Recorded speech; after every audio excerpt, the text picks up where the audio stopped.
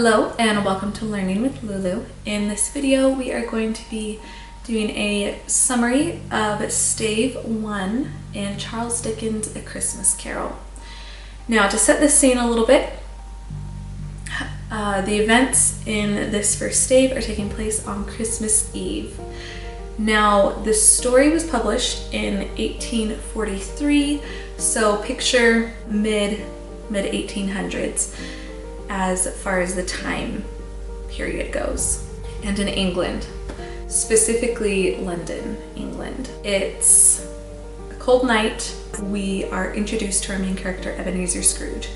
Now, Ebenezer Scrooge is someone who does not really have good relationships with people. And the only person that he could have ever remotely referred to as a friend has been dead for the past 7 years. This man, Ebenezer Scrooge, he is unkind, he's rude. You can refer to him as like a penny pincher. He is just very concerned with wealth in the sense of money, not so much wealth in the sense of friends or comfort or pleasantries by any means. But as far as wanting worldly wealth, he's very much focused on that, and he will do anything to make sure that he is hoarding a lot for himself. And we see him, he is monitoring his accounts at his counting house.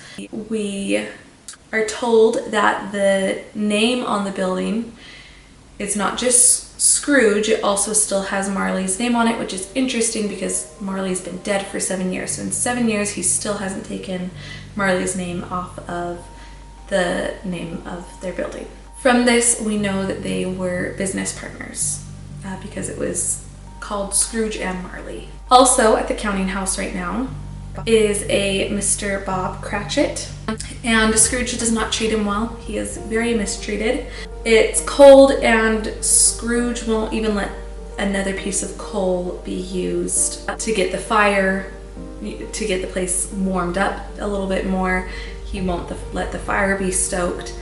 And Bob Cratchit, he either a very patient or very desperate man in order to work alongside Ebenezer Scrooge. So we're in the counting house, and in bursts Ebenezer Scrooge's nephew Fred, and he's very happy, very jovial, and he wishes his uncle Merry Christmas. Says like, hey, why don't you come to dinner tomorrow for Christmas at my place and come celebrate Christmas with me. The infamous Bah Humbug from Ebenezer Scrooge, and he's just miserly and determined to be pessimistic about anything, and particularly Christmas. So after that, Fred leaves, and then two gentlemen come in, and we can assume they're well fed because I believe it describes them as kind of like portly.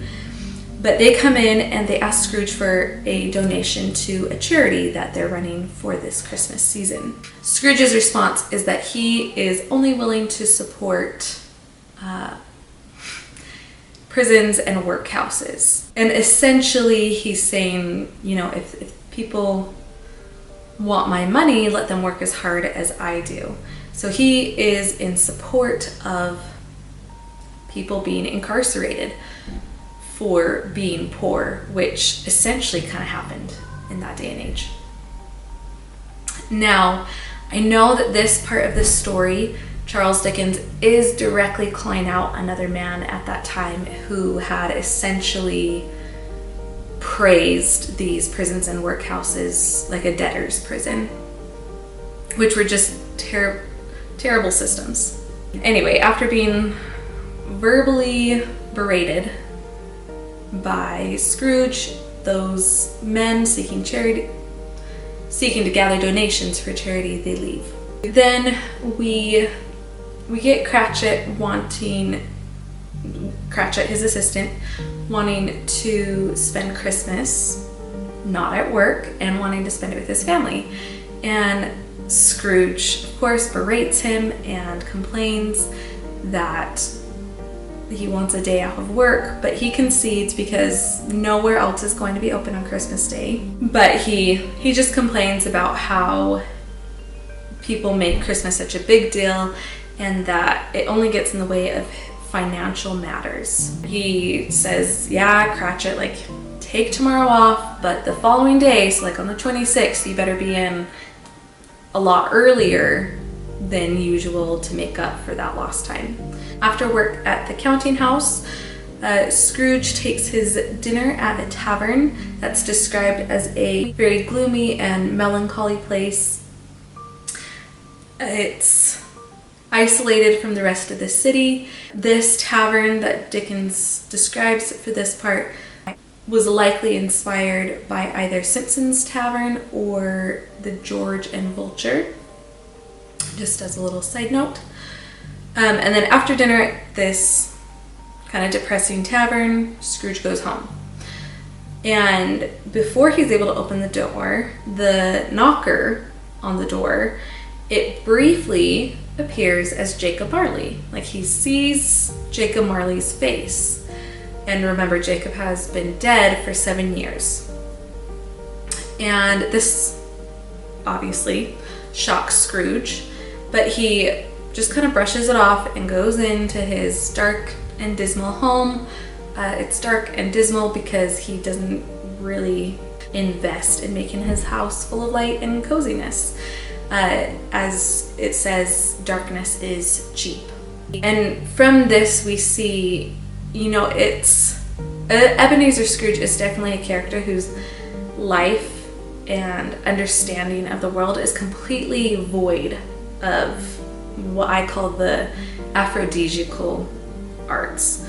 It's pure Apollonian energy, where he'd rather see gold hoarded in coffers than, you know, in ears.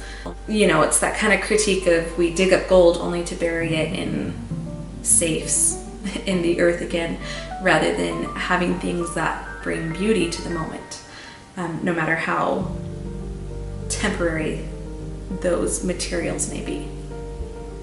Anyway, so as he's ascending the staircase, we then see a hearse, which a hearse is the type of car or vehicle that drives people in coffins around.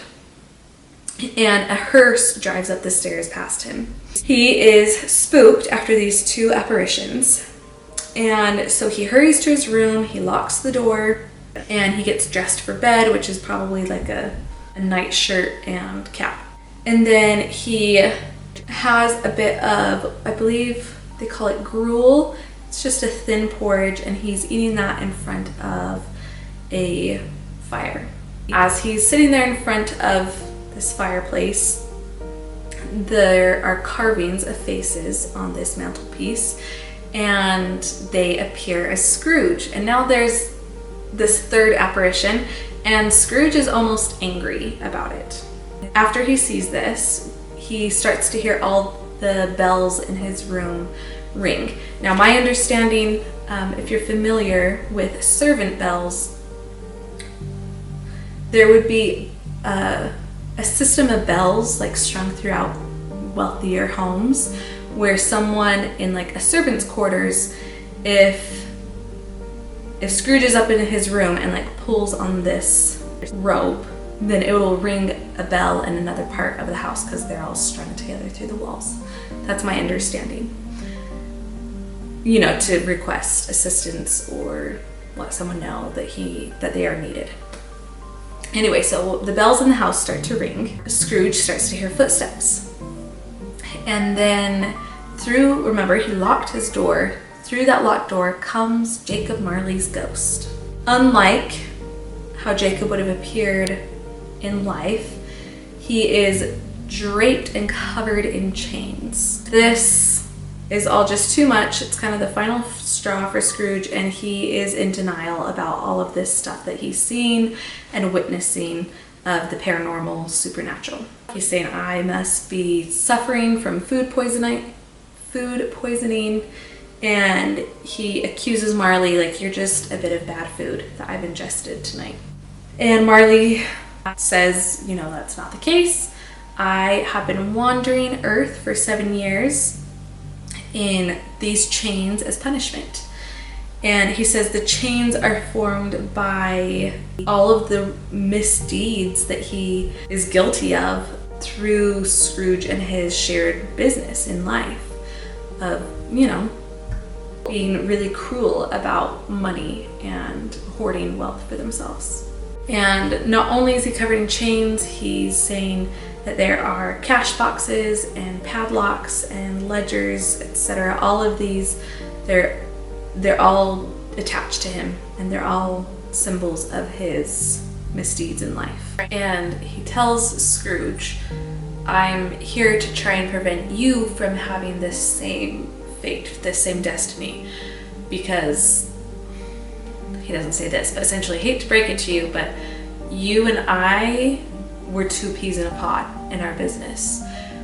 And not only that, but Scrooge has 7 additional years of crafting these chains for himself. And so Marley's ghost tells Scrooge, over 3 nights, you are going to be visited by 3 different spirits. He warns Scrooge that the first 2 spirits are going to come when the clock strikes 1 o'clock, so like 1 a.m., and that the final ghost or spirit is going to come to him at midnight on that 3rd night. As you'll see, time gets a little wonky. Then Marley, he opens up the window in Scrooge's room, and it says almost magically, he doesn't even touch it, but he just opens up the window, and he tells Scrooge, like, hey, come look out the window, see what's out here. And what Scrooge witnesses outside his window is a throng of spirits and ghosts in much the same predicament as his friend Jacob Marley. And they are just wandering the earth and moaning and mourning their inability to help the living and to better the situation of other people. And perhaps by that it's also implying even just to make recompense for what they didn't do in life, they wish that they could do now, because now they get it, now they see. With that, Marley leaves, Scrooge stumbles over to his bed and immediately is out. He falls asleep. That's the first stave in A Christmas Carol. I hope this summary comes in helpful to you. Often A Christmas Carol, a lot of the renditions of it, whether you're reading a children's book version of it or you're watching a film adaptation of it, sometimes it's hard to know, what were the filmmakers or, the illustrators or whatever, what were they adding from their own artistic license, and what did Charles Dickens actually write in his text, A Christmas Carol. So the point of these summaries is to give you just that. So I hope this helps you out a little bit if you are in need of that. So thanks for watching. I hope to see you back around. And don't forget to also like the video, subscribe to the channel, share with others, and again, come back for more. So I'll see you around. Bye.